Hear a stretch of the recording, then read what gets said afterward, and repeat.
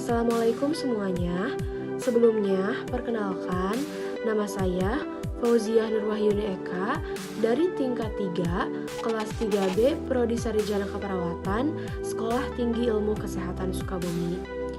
Nah, sebelumnya di video ini saya akan sedikit menjelaskan tentang anatomi jantung dan peredaran darah, yaitu sirkulasi peredaran darah pada manusia dewasa, bayi yang baru lahir, dan bayi yang masih ada di dalam kandungan. Baik, disimak baik-baik ya teman-teman. Oke guys, di slide pertama ini ada apa yang dimaksud dengan jantung. Nah, jantung adalah organ vital yang berfungsi sebagai pemompa darah untuk memenuhi kebutuhan oksigen dan nutrisi ke seluruh tubuh.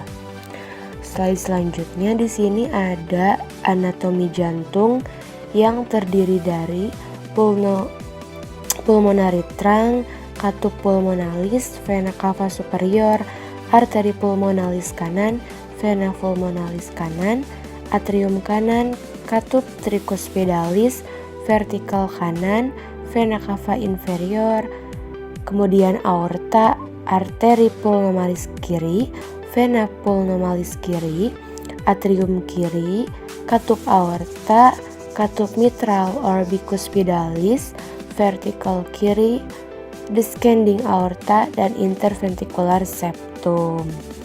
Itu adalah bagian dari anatomi jantung.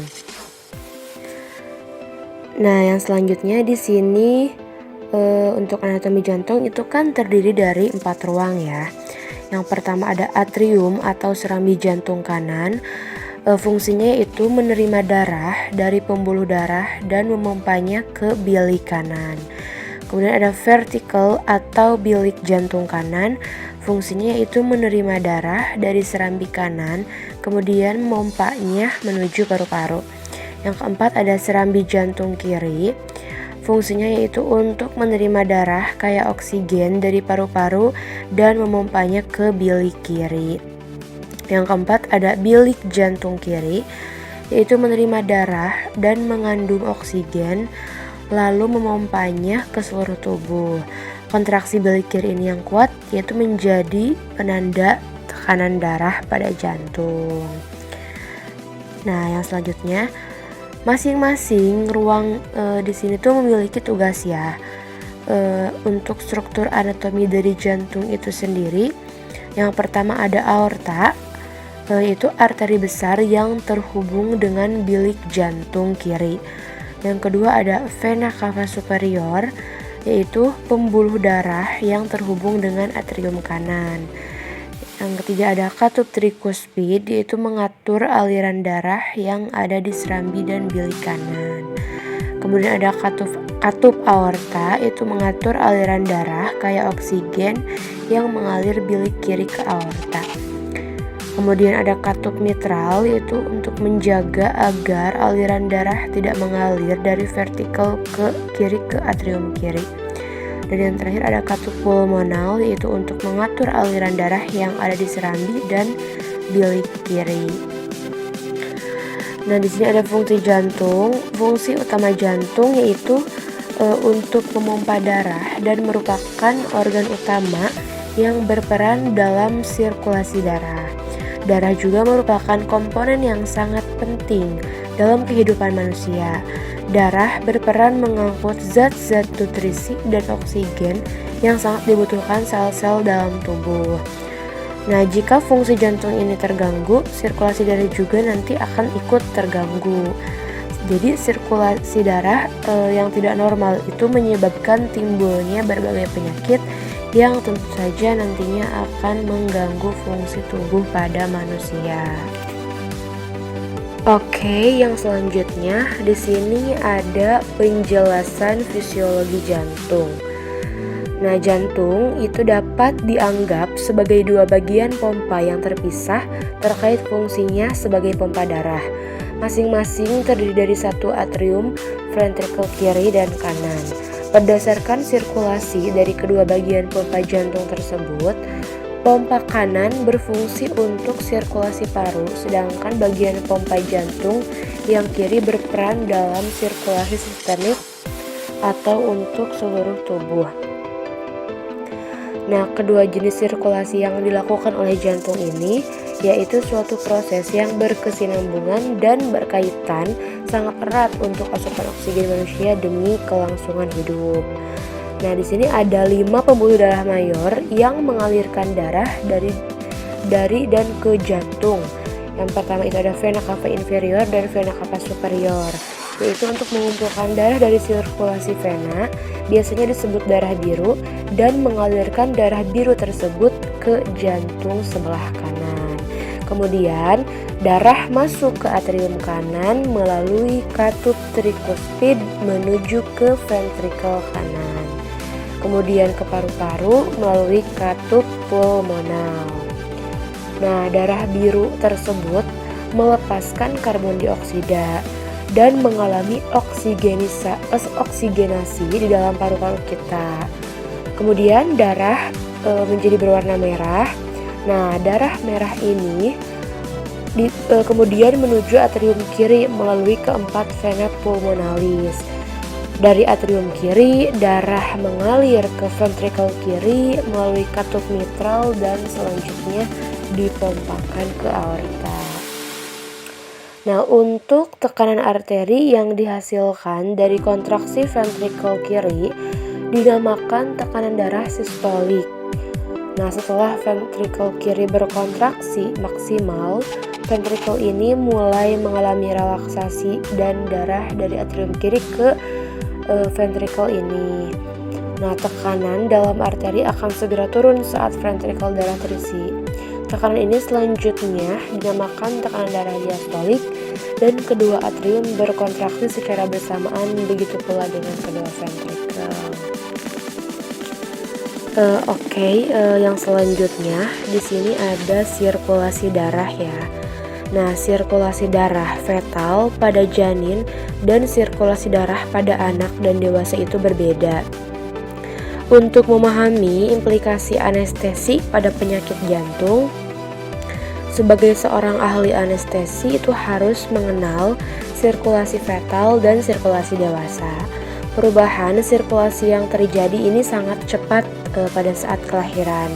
Biasanya periode ini dinamakan dengan periode transisi, di mana sirkulasi fetal akan berubah menjadi sirkulasi manusia normal atau dewasa. Nah, di dalam rahim, paru-paru itu tidak berfungsi sebagai alat pernafasan.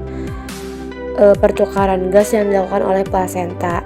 Tetapi pembentukan pembuluh darah dan sel darah itu dimulai dari minggu ketiga yang bertujuan untuk menyuplai embrio dengan oksigen dan nutrien dari ibu.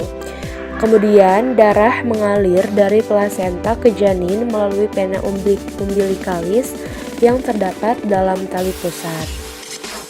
Nah, jumlah darah yang mengalir melalui tali pusat sekitar 125 mili per menit atau sekitar 500 mili per menit.